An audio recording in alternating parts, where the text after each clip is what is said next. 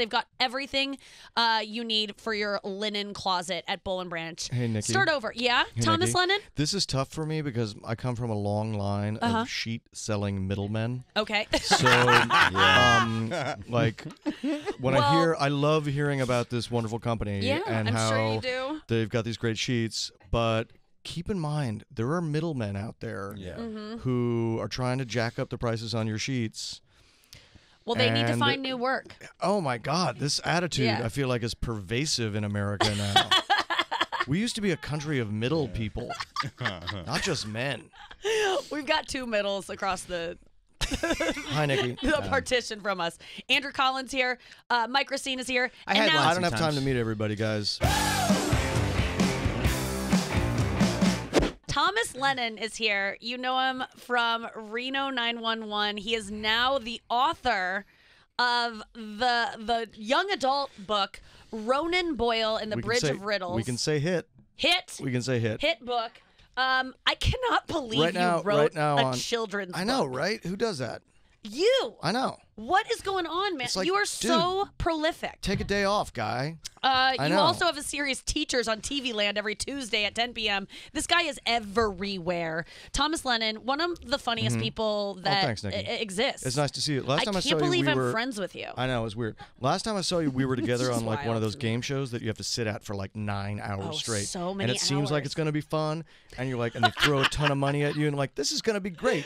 And like, hey, meet Kareem Abdul-Jabbar. And then Kareem Abdul-Jabbar doesn't say shit to you all day, and it's really weird. Not a word. Was he mad at me?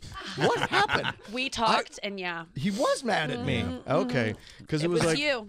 It was just like Kareem's vibe was so chilly. It was. I thought we were gonna goof around. Listen, that taping hasn't aired yet. Right. That day was a little bit like trying. Yes, we did a game show. Kareem Abdul-Jabbar. Who else was on it? Kareem Abdul-Jabbar and Vivica Fox. Yes, that's right. That's right. Yeah. And then you and me. The classic foursome. Oh, my God. Getting the gang back together. Everyone wanted it. And then right before we were shooting the game show, the set caught on fire. Oh, yes. So, like, nothing happened for, like, 5 hours. And then there was a weird, beeping going on in my trailer that you came... I came and fixed your trailer. Yeah, I was just... Which is kind of how porno movies start. Like, hey, Nikki. That was so nice of you. I just remember being in my trailer. There's this, like, piercing, like, beeping going on. Yeah, I'm a Midwestern guy. I was just meditating, like, I guess I'm just going to have to deal with this. And then It was a carbon monoxide warning. Yeah, it was. I was just slowly dying. And the great thing is I came in and I turned off the thing that was warning you, assuming you would just fall down dead at some point. It was so I fun. either saved your life or quietly killed you. You do a lot of those shows, though, right? Like, I've done a lot of those game shows. Enough that you look at the I didn't know who was going to be there until I got there, and I was hoping for, like, a good cast, like a fun... God, I thought I was going to pal around with Kareem Abdul-Jabbar. I was like, what if he and I, like, get a Vespa with a sidecar, and, like, we're going to have some times, me and Kirk... And then he came in and I'm like, I just helped him with his marker a lot. And he was so serious when it came to playing the game. Oh, what kind of game was this? It's called To Tell the Truth or something. So it's 3 people telling. 2 of them are lying, but they all say that like I'm an alligator wrangler. I'm an alligator wrangler. I'm an alligator wrangler. And then you have to guess which. And then you ask them questions. I think you're all lying. To figure and out. They all look like alligator wranglers. They do. You convince. We were both bad at the game. I was really, really bad at it. We kept losing. Yeah. It's a hard game. Yeah. But it was. It was fun to hang out with you for like 9 hours though. It was so long, and it was so cold in there. Well, you were also basically nude. Which was that's true. That was on you. That was on me. Yeah. That was on my stylist. You know, sometimes they don't really know what the vibe of the show is. You were wearing jeans and like a tiny bit of duct tape. I was stressed. It so worked. slutty. Yeah.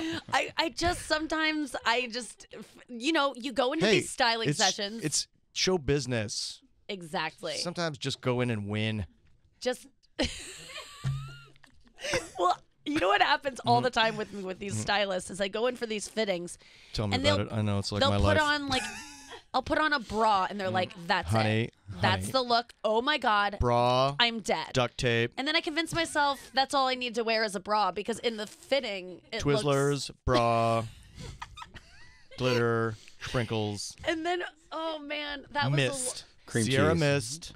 But I was so excited to be with you on that show because I had worked with you before on At Midnight. You were an executive producer on At Midnight. What a fun show that was. We competed on that show, I think. And we did a couple times. I'm sure you beat me a couple times. I think I did, but you were also really good. I used to lose that show a lot.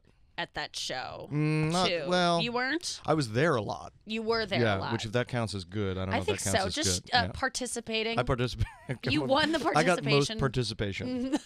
You were there a lot. Yeah.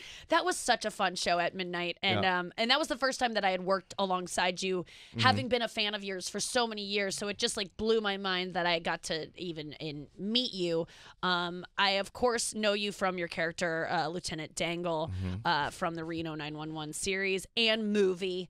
That's an underrated. Weirdly, that's an underrated movie. It's so funny. I went and saw it in the theaters, Crestwood Mall. Boy, I thought that movie was going to do better. Yeah? Yeah. Tell me about that. You know how every time you're like always stylists are always like, just wear a bra. Yeah. My life is, I thought that movie was going to do better. Yeah. Yeah. I mean, so what does that feel like? Because you've had your hands in a lot of movies. I mean, you've written a lot of... You write a lot of movies. I got some hits and some flops. Tell us the also, movies Andrew's that you've a dog written. walker, so I was. It's been 3 weeks post. Yeah. So I know how you feel. Yeah. What movies have you written? You want? I'll go like biggest let's go hit, through. Biggest flop. Biggest hit would be like Night at the Museum with Ben Grant. Amazing. Damn. Biggest flop would probably be Taxi with Queen Latifah and Jimmy Fallon.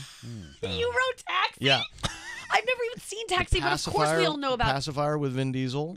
I mean, that's this guy. huge. Herbie Fully Loaded. Hell Baby. Oh man, there's a lot. Did you guys know that Thomas Lennon wrote these movies? Yeah, I have it tattooed on my back. Yeah. No, you don't. It's been around, His it's been around. IMDb. I'll show you. Yeah. Oh, wow. No, we don't need But to my IMDb goes so far as it's all mostly butt crack. Everything I did in the 90s is just crack. What does that feel like when you feel like flops? a movie is going to be... Yeah, when something flops, when it doesn't go the way... Reno 911 was interesting because it opened, like, I think today it would be, like, it made $10 million or something like that. Yeah. And I was like, it cost $10 million. So, okay, so that's... It was like a moderate. It ended up making money on, like, video and stuff like that. But we got called, like, you get a call Monday from the head of the studio. And I remember we got a call from the head of the studio at Fox, and he was like, boy, I really thought this was going to do better, guys. I'm like, oh, yeah, us too. And he's like, that's okay. I mean, we're friends now and everything. But, yeah. No, it sucks. It's like they kind of like, it's like a minor breakup. Yeah. When do you get the numbers in? Let's say it's released on Friday, right? Generally, they can tell them, they can track a movie. Here's what's weird. They can track a movie the Wednesday before it comes out, kind of.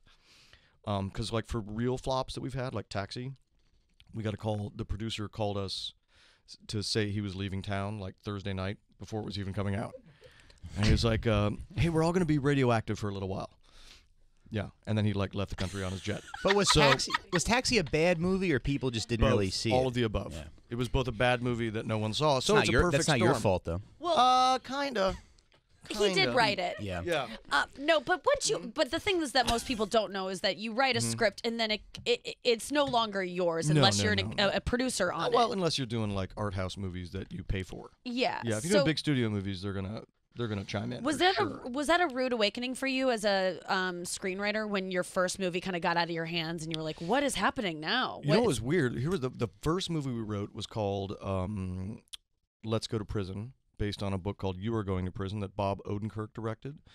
And we actually saw a cut of it that we really loved. And then the studio took the movie away from Bob, and they were like, it was doing okay. And they're like, let's make it really upbeat and cheerful. So there's like a whole new ending. And the first time I saw the movie with its new everything was in the movie theater. And I'd brought like 20 people to see it. And I was like, this thing sucks. I'm sorry. And then we all went to Buca de Beppo. So that all I can say is when you have a real disaster, go to Buca de Beppo afterward. Just go to... You're going to feel better. Get the lemon chicken. Try to sit in the Pope room, you know. Well, It takes a sting off of epic failure. What is the most obnoxious thing about this business?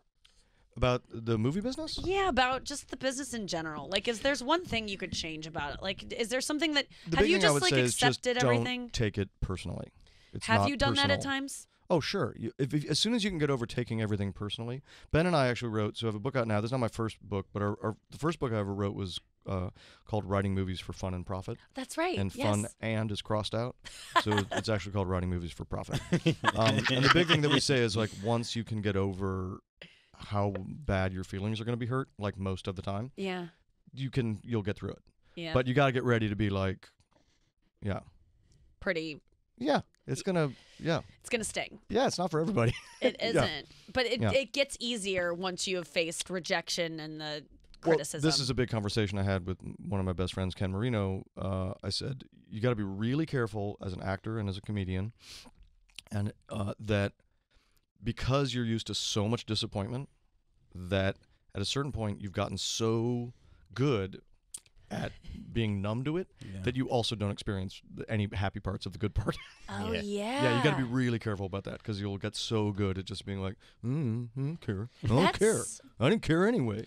That's a really good point. You got to be careful. I read something. I bought one of those books, that's on the racks at Hudson News, where it's just like generic titles, like. Is it like how you're going to do something? Mental like toughness. Books? Right. Like it was called Mental Toughness, and it was just a bunch of different articles about it. And one that I read that really resonated with me and is that athletes that are like the elite athletes, when they suffer, so they have the Olympics to look forward to every 4 years, right?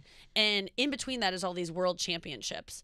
And world championships mean a lot to them. Now, if they lose at a world championship and they let that defeat really get to them, then they aren't going to be ready to start training for the Olympics, which is still on their plate coming up in a couple years anyway. So they've learned to not to take a hit and to be like, that hurt, that sucks, but not to wallow in it, because otherwise you'll lose out on training.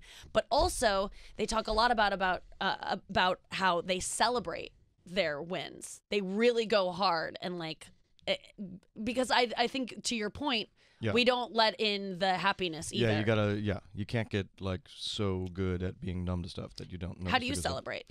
I don't. Are you going to celebrate the release of this book, Ronan Boyle, Bridge of Riddles? It's a hit right now. It's number 1 in children's Europe books on Amazon, by the way. I'm crushing the Who Was Princess Diana book. I'm just saying. That's the number 2 spot. I'm the number 1 spot.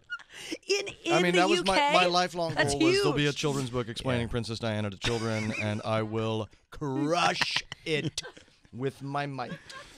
How are you so good at so many things? How did you write? When did you get into children's literature? When did you go, I'm going to take a stab at that? Well, you've written movies for the same kind of age right. group. And it's more sort of like young adult. Actually, a funny adult could read it too. Yeah. So it's really for like high school kids who are funny or grown-ups who like funny stuff. So it's not great.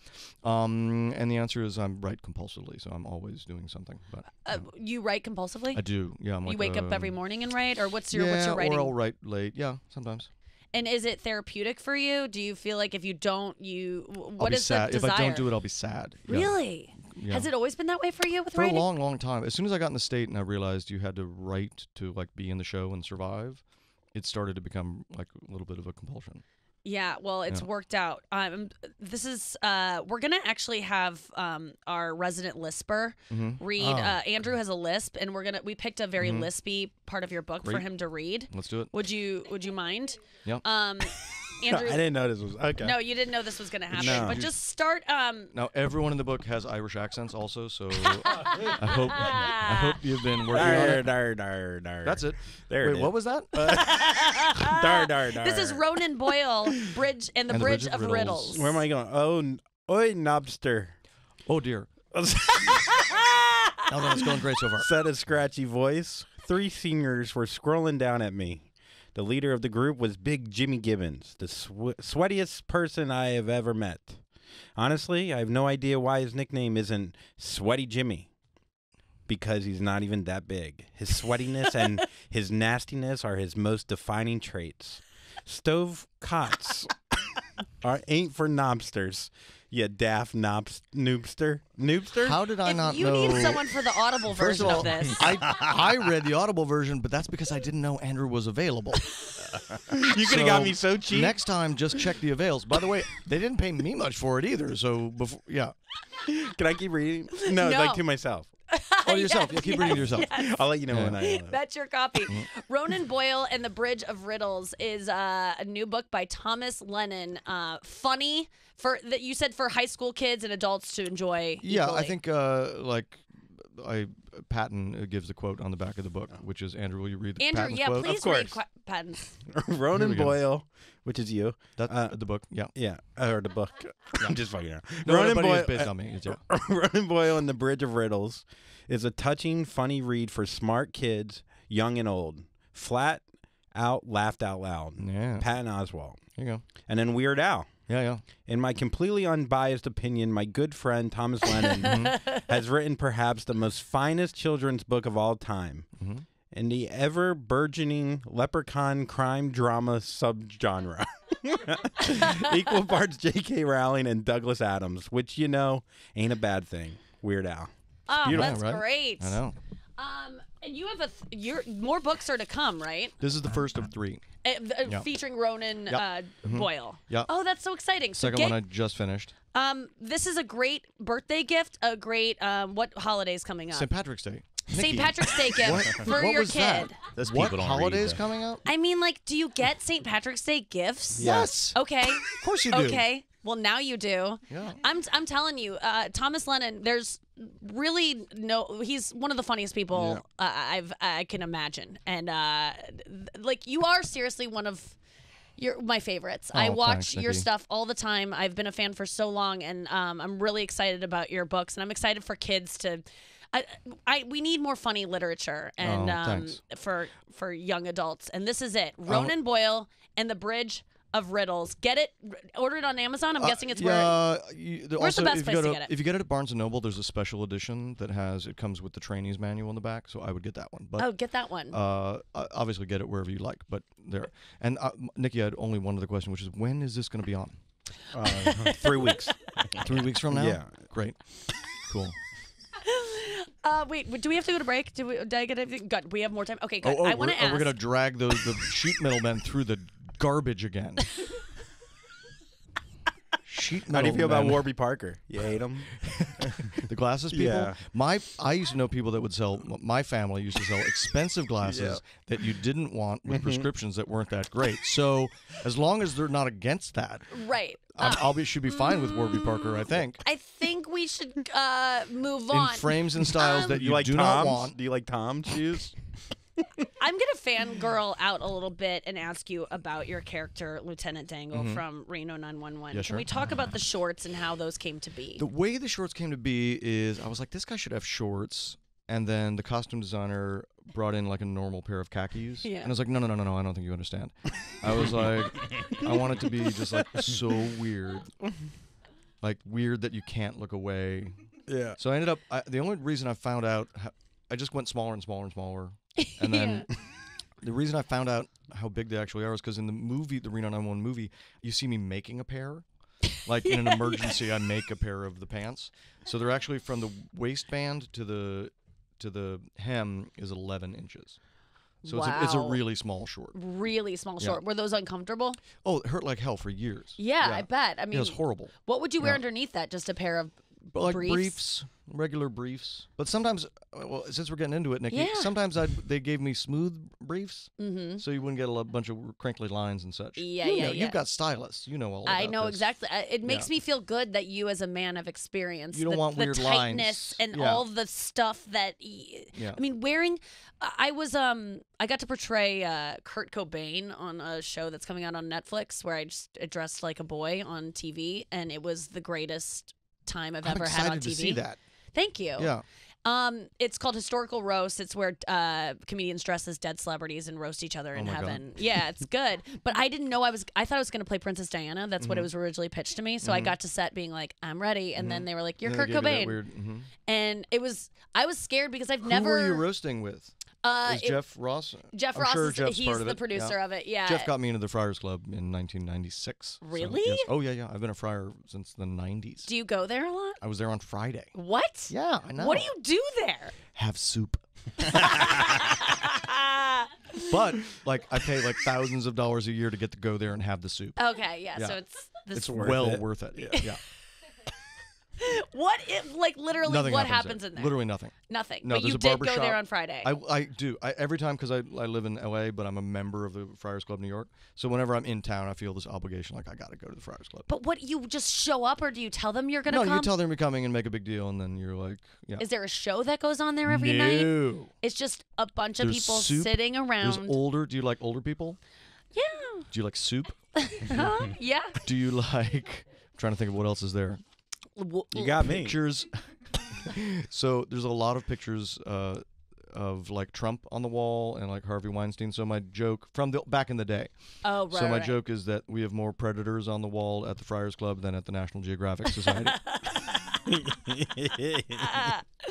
Oh, yeah, they all hung out there too. Yeah. It's a boys' club, right? Used to be. Gloria Allred was the first one to be like, girls deserve to be in here. Right. And then they were like, we don't need to be here. Yeah, I'm just like soup and old men. Soup. I'm good. Soup and farts. I feel good. Yeah, Gloria Allred was the first person. I ran into her at another place that reminds me of the Friars Club. I ran into her at the Magic Castle. Oh, yeah, old-timey soupy place. Such an old man soup place. And I saw her. You know, she was also in the Michael Jackson documentary. She's the one I haven't seen it yet. Oh, yeah. I don't want to spoil it, but he's weird, yeah? It's a little weird. Oh, he's cooler than okay, cool. Yeah, He eats soup, though. It's weird. Oh, he's the totally soup cool. is weird. Yeah, Okay. the soup is weird. But no, I wanted to like walk up to her and be like, thank you for all you do for women and victims. And but she was having dinner with like her nephew or something, and I didn't want to bother her. But my friend was like, you have to. And so he of course, a man pulled me over to her and was like, she loves you. And then she goes, here's my card, honey, if you ever need anything. And then and she was like, what do you do, honey? Like kind of getting it out of the way. And I was like, I'm a comedian. She's like, you know, you can go to the Friars Club now because of me. And I was like, Thank you. I'm still not in, actually. Thomas, can you get me in? Oh, of course. Really? Yeah. Okay. Yeah, oh, again. Wait, this just in. If it's a Warby Parker. It's not Warby Parker. Thomas Lennon was our guest. Thank you so much for being here. Again, his book, Ronan Boyle and the Bridge of Riddles, is available everywhere now. Get it at Barnes & Noble for a special edition of the book. Order this for whatever teen you have in your life who is interested in comedy, who is interested in magic, leprechauns, St. Patrick's Day. Yeah. I mean, there's no one funnier Irish than Thomas Lennon, and now he is writing young adult fiction, and I'm excited for kids to get a chance to read this. Ronan Boyle and The Bridge of Riddles. Be the cool aunt or uncle in your niece or nephew's life, and pick up this book for them for whatever occasion they have coming up. St. Patrick's Day. Yeah, oh, that's right. That's right. Well, Again, and by the way, my last question: when is this going to be on? 4 weeks now. 4 weeks. Yeah, from now. it just moved. It's getting further Yeah, away. it's bad. That's really weird. Yeah, we did the math. We got stacked behind something else. Yeah. Oh, Yeah. yikes! Are we behind the Jenny McCarthy show now? I didn't want to tell you. God, I'm so jealous of her. She wears sunglasses in all her interviews. Because, like, as a woman, that's a dream. Strong. It's It's a bold aging choice. woman. All I want to do is like cancel out my eyes. Thomas Lennon, thank you so much Nikki, for being here. Always a pleasure. You're the best. You're the best. Guys, when you're selling online, getting your orders out the door quickly can be tough. That's why you need ShipStation.com. It's the fast and easy way to manage and ship your orders. All from one place. ShipStation helps you get orders out quickly and keep customers happy. Nikki, I'm sorry, but my family's been in the business of shipping things from a bunch of different places at a bunch of inconvenient times. Well, I hate to tell you this, their but schedule. your family needs to look into a different business because ShipStation is really what we do.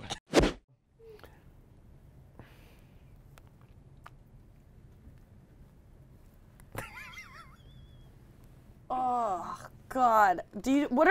If that's the disgusting habit you do, like out in public, like what are you doing in private? Sometimes I'll fart in my hand and smell my own hand and smell my own fart. You ever do that? I honestly think that you're being serious right now. I am being serious. Why would I lie? Why would you do that? I don't know. Sometimes you just want the smell of your own scent.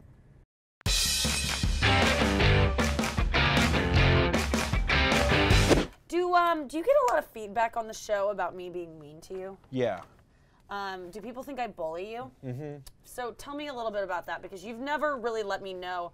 I've had you say it to people in front of me, like, yeah, some people say that Nikki bullies me, and that's the first time I hear it. What about just now when you did that? I don't know what they could be talking about when. I honestly don't know what they're talking about when because sometimes you'll tell me like, hey Nikki, like, so my brother thinks that you bully me sometimes and you make fun of me. And I don't even understand what they mean. I think it could be your voice, what you just did. You could do it again. What was that? Oh no. Sassafras. Yeah, that thing. Well, say the word sassafras and let's see if I'm really that far off. I'm pretty sure you're bullying me right now. Sassafras. Don't try to be funny. Fine, sassafras. South of France? Say, I had some sassafras. From a succotash. I had some sassafras and succotash in the south of France. Do it. I had some. Wait, do it again one more time. Let's go have some sassafras and succotash in the south of France. Let's go have some sassafras and succotash in the south of France. Not bad. What's the scariest thing for you on a plane? Sitting next to you. You're not wrong. I'm not right. Wait a second. What do you hate more than anything when you fly? Truly. Sitting next to me? Is it really that bad? Turbulence. No, what is it? Turbulence. Try to say it right. Turbulence. Turbulence. Is that food in my teeth? Is that the problem? Turbulence. Turbulence. There we go. Yeah, there we go. We got there. We got there. What about if you were in a plane crash and survived, what would they send to come get you to take you to the hospital? After the turbulence. Oh, an ambulance. Huh? Ambulance? How do you say it? Ambulance. Ambulance. Ambulance. There you go. See, I mean, you like try so hard with words. It's like. What did you say today that was just so not right? You said it yesterday and you tried to like get through and you tried to, there was some word that. Accessible. Oh, God. Oh, God. Okay, wait a second. So what do you want your comedy to be to people? Accessible. What? Accessible? Okay, you said accessible. So you want people to be able to assess it and to like give notes on it? No, I want Or do you want people it to be able to reach people? More relatable. Okay, so what's the word? Accessible. Accessible. Accessible. Accessible. Spell it. Accessable. I don't know if that's right. I think it's an I at the end. Where? Somewhere. Does this count as bullying, just making you say words? No. Yeah, I think. What could I do to make it count as bullying? Because. Yeah, I think it is bullying. I think to the outside people, I think they don't. Like my mom doesn't appreciate it. Oh, your mom doesn't. Tell me. So your mom listens and she's like. No, my mom doesn't like the comments that you leave on my Instagram. Oh, really?